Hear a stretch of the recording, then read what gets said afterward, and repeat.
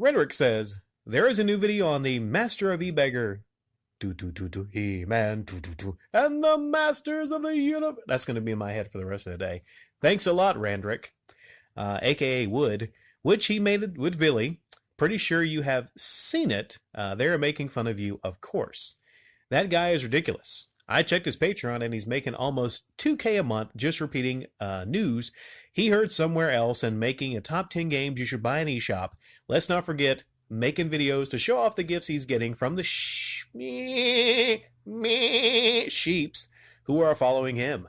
As for Game Chasers, while I admit I enjoy their content, Game Chasers and Toy Chasers, I saw a Toy Chasers episode the other day, and it wasn't terrible.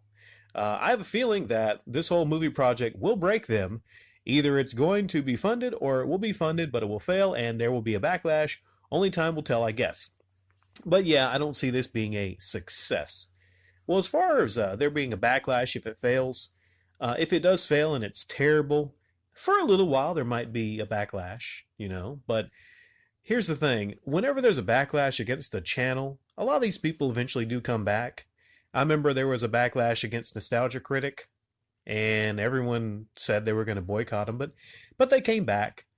That's the thing, it's a gamble. Sure, maybe, and I'm not saying this, maybe Billy and Jay think it's going to be a great movie, or maybe they kind of, if it's going to be terrible, maybe they kind of know that it might not be that great, so they're lowering expectations.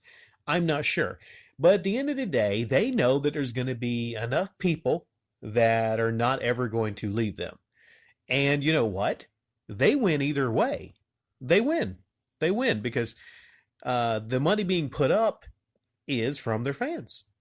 So they're going to win. They come out smelling like roses.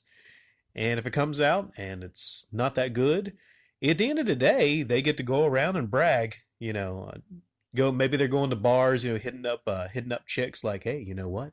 We're movie stars. And they have like their little movie t-shirts on and everything.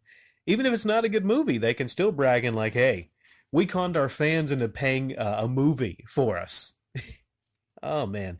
So many nights are going to laugh. They're going to be drinking beers, having fun, and laughing. They're going to be laughing, I guarantee you. But who knows? Maybe it could be a success. You never know. Could be the greatest movie ever made of its type. You never know. So we can't judge it until it's out. As far as seeing the video where they're making fun of me, I watched about half of it. I heard, the word radical mentioned. Here's the thing, right? It's really hard to make fun of someone like me in that way. Okay? You see, if I want a game or if I want a toy, all right, if I want a game or I want a toy, here's what I do. I take out my debit card and I swipe it and I buy it. And the money on that debit card is all mine. I earned all that money. There's no Patreon money there. No, it's all mine. Okay, there's no Kickstarter money there. It's all mine, right? But when they're there and they're opening all their toys, it feels like Christmas every day. It must be for them Christmas every day. Maybe that's a small sample of the toys they got. They're wheeling in all these packages and things like that. And if you're making fun of me, like, what's the goal? Is it to make me jealous? Is that what the goal is? Like, there's no way you can get to me. You could have a dump truck full of toys and video games. That's not going to get to me. You understand that? It just makes me laugh. It strengthens my case against you when you stupidly, and this is pretty stupid. I don't know if I've mentioned this, by the way, but this is pretty stupid. Okay, Billy, Woods, all of you. This is pretty stupid if you're trying to get funding up for a movie, if you are having these kind of videos flossing all this stuff. It's pretty stupid if you want to get funding for a movie and you're showing all the free stuff you're getting in the mail. Hundreds and hundreds of dollars a day in stuff you're getting in the mail.